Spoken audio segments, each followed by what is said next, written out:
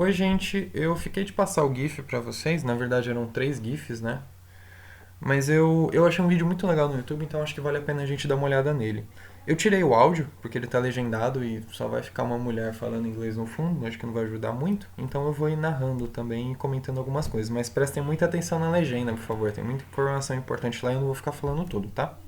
Só vou comentar algumas partes.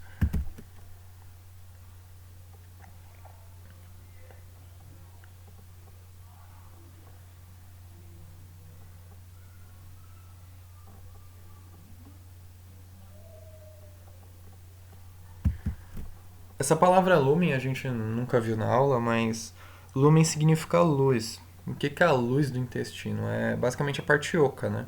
Você tem a parede de células e você tem a parte oca que é por onde passa o alimento. Ali é o que a gente chama de luz ou lumen.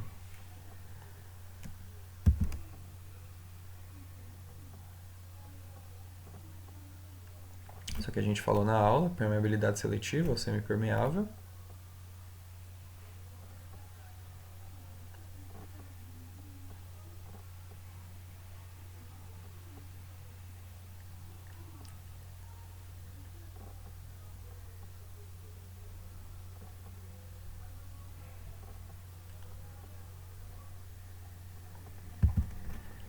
A gente não usou esse termo na aula, mas vamos lá. O que é se mover a favor do gradiente de concentração?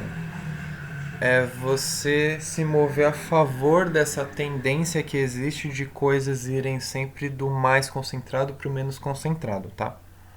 Aqui ele deu o exemplo do lipídio, por exemplo, né? Que consegue atravessar facilmente a membrana celular porque você tem lipídio com lipídio, então você não tem nenhum tipo de repulsão que nem acontece com a água. Então você consegue fazer esse transporte de uma forma muito fácil.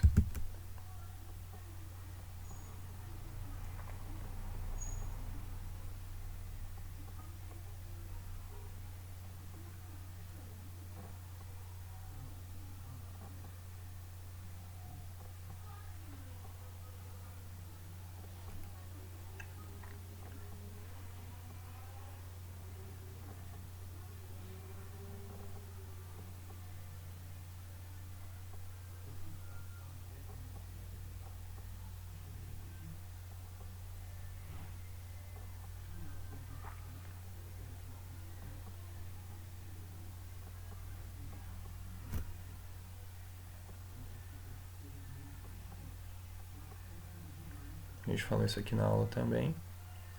Uma coisa muito interessante é que, como vocês viram, você tem uma proteína facilitadora, né, que é uma proteína transmembrana que atua como canal, ajudando com que as substâncias consigam atravessar a membrana, mas não tem nenhum gasto de energia e isso está a favor do gradiente de concentração, né?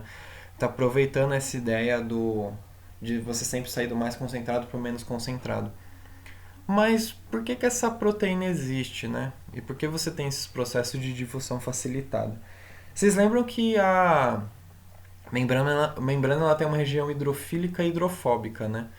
Então, como tem essa parte hidrofóbica que pode criar repulsão com água, por exemplo, já que água e óleo não se misturam, então pode ser muito difícil você atravessar a membrana direto. Então você cria canais que vão deixar com que isso flua, sem você criar nenhum tipo de repulsão. Agora a gente vai falar aqui do transporte ativo. A gente só vai ver uma parte, na verdade. Aqui.